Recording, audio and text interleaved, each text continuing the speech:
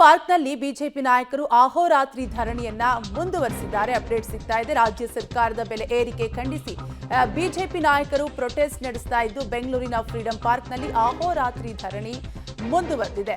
ಮಲಗಲು ಬೆಡ್ಶೀಟ್, ದಿಂಬು, ಹಾಸಿಗೆ ವ್ಯವಸ್ಥೆ ಕೂಡ ಮಾಡಿಕೊಂಡಿದ್ದು ಮಧ್ಯಾಹ್ನ 12 ಗಂಟೆಯಿಂದ ಧರಣಿ ಸ್ಥಳದಲ್ಲೇ ಬಿಎಸ್ವೈ ಕೂಡ ಇದ್ದಾರೆ. ಬಿಜೆಪಿ ಶಾಸಕರು, ಮಾಜಿ ಶಾಸಕರು, ಮುಖಂಡರು ಪ್ರತಿಭಟನೆಯಲ್ಲಿ ಭಾಗಿಯಾಗಿದ್ದಾರೆ.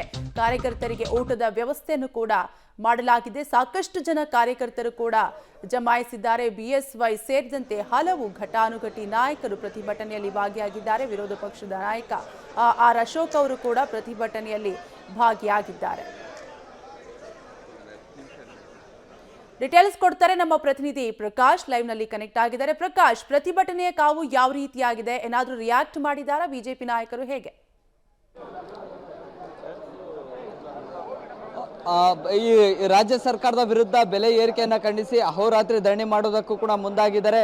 ಮುಖ್ಯವಾಗಿ ಪ್ರತಿದಿನಲೂ ಕೂಡ ಈ ಒಂದು ಬೆಲೆ ಏರಿಕೆಯನ್ನು ಮಾಡ್ತಾ ಹೋದ್ರೆ ಜನಸಾಮಾನ್ಯರು ಪರದಾಡುವಂತಹ ಸ್ಥಿತಿ ನಿರ್ಮಾಣ ಆಗುತ್ತೆ ಅನ್ನುವಂತಹ ಒಂದು ವಿಚಾರವನ್ನು ಮುಂದಿಟ್ಕೊಂಡು ಎಲ್ಲ ಬಿಜೆಪಿಯ ನಾಯಕರು ಕೂಡ ಇದೀಗ ಅಹೋರಾತ್ರಿ ಧರಣಿಯನ್ನು ಕೂಡ ನಡೆಸ್ತಾ ಇದ್ದಾರೆ. ಜೊತೆಗೆ ವಿಜೇಂದ್ರ ಅವರು ಕೂಡ ಇದ್ದಾರೆ, ಸಿ.ಟಿ. ರವಿ ಇದ್ದಾರೆ, ಎಸ್.ಆರ್. ವಿಶ್ವನಾಥ್ ಅವರು ಕೂಡ ಇದ್ದಾರೆ, ಬೇರೆ ಬೇರೆ ಬಿಜೆಪಿಯ ನಾಯಕರು ಎಲ್ಲರೂ ಕೂಡ ಇಲ್ಲೇ ಇದ್ದಾರೆ. ಯಾವುದೇ ಕಾರಣಕ್ಕೂ ನಮ್ಮ ಹೋರಾಟ ಅಂತರೂ ನಿಲ್ಲೋದಿಲ್ಲ. ಬೆಲೆ ಏರಿಕೆ ಏನು ಮಾಡಲಾಗಿದೆ ಅದನ್ನು ಸರ್ಕಾರ ಇಳಿಸಬೇಕು ಅನ್ನುವಂತಹ ಒಂದಿಷ್ಟು ಆಕ್ರೋಶಗಳನ್ನು ಕೂಡ ಹೊರಹಾಕ್ತಾ ಇದ್ದಾರೆ. ಮಾತನಾಡಿಸ್ತಾ ಹೋಗ್ತೇನೆ ನಾನು. ಒಂದಿಷ್ಟು ಬಿಜೆಪಿ ನಾಯಕರಿದ್ದಾರೆ. ಸರ್, ಬೆಳಗ್ಗಿಂದು ಕೂಡ ಹೋರಾಟ ನಡೀತಾ ಇದೆ. ಸೊ ಏನು ಹೇಳ್ತೀರಿ? ಹೋರಾಟ ನಿರಂತರ. ಜನರ ಸಮಸ್ಯೆಗಳ ಬಗ್ಗೆ ಅವರಿಗೆ ಮನವರಿಕೆ ಮಾಡಿಕೊಡ್ಬೇಕು. ಈ ಅನಿಷ್ಟ ಸರ್ಕಾರ ತೊಲಗಿ ಹೋಗಬೇಕು. ಸುಳ್ಳು ಹೇಳಿ ಒಂದು ಸರ್ಕಾರ ಮಾಡಿದ್ದಾರೆ.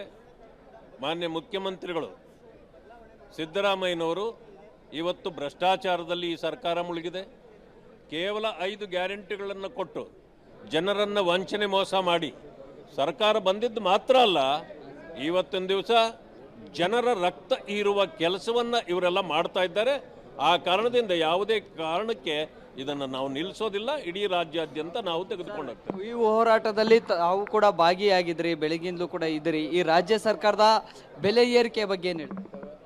ಇದು ಒಂಥರ ಮೊಂಡು ಸರ್ಕಾರ. ಇದು ನಾವು ಅಸೆಂಬ್ಲಿಯಲ್ಲಿ ಕೂಡ ಈ ಬಗ್ಗೆ ಚರ್ಚೆ ಮಾಡೋದಕ್ಕೆ ಅವಕಾಶನೂ ಕೊಡ್ತಾ ಇರಲಿಲ್ಲ. ಮಾತಾಡೋ ವಿಚಾರದಲ್ಲಿ ಸಸ್ಪೆಂಡ್ ಮಾಡ್ತಾರೆ.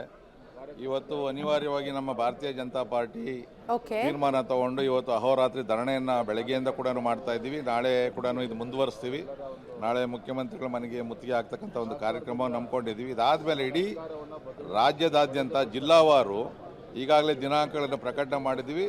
ಜನಾಕ್ರೋಶನ ಸಭೆ ಅಂತೇಳಿ ಜನಗಳು ಇವತ್ತು ಖಂಡಿತವೂ ಕೂಡ ಆಕ್ರೋಶಕ್ಕೊಳಗಾಗಿದ್ದಾರೆ.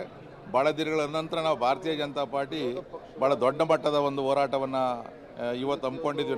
ನೀವು ನೋಡಿರ್ಬೋದು, ಬೆಳಗ್ಗೆಯಿಂದ ಸಾವಿರಾರು ಜನ ಕಾರ್ಯಕರ್ತರು ಬಂದು ಈ ಕಾರ್ಯಕ್ರಮದಲ್ಲಿ ಭಾಗವಹಿಸ್ತಾ ಇದ್ದಾರೆ. ಇದನ್ನು ಅಂತಿಮ ಘಟ್ಟಕ್ಕೆ ತಗೊಂಡೋಗುವಂಥ ಪ್ರಯತ್ನವನ್ನು ನಾವು ಮಾಡ್ತೀವಿ. ಕಾವ್ಯ, ಗಮನಿಸ್ತಾ ಇದ್ರಿ, ಸಿ.ಟಿ. ಅವರು ಇದ್ದಾರೆ, ಜೊತೆಗೆ ವಿಜೇಂದ್ರ ಅವರು ಕೂಡ ಇದ್ದಾರೆ, ಇನ್ನುಳಿದಂತಹ ಬೇರೆ ಬೇರೆ ಬಿಜೆಪಿಯ ನಾಯಕರು ಎಲ್ಲರೂ ಕೂಡ ಇದ್ದಾರೆ. ಬೆಲೆ ಏರಿಕೆಯನ್ನು ರಾಜ್ಯ ಸರ್ಕಾರ ಮಾಡಿದೆ.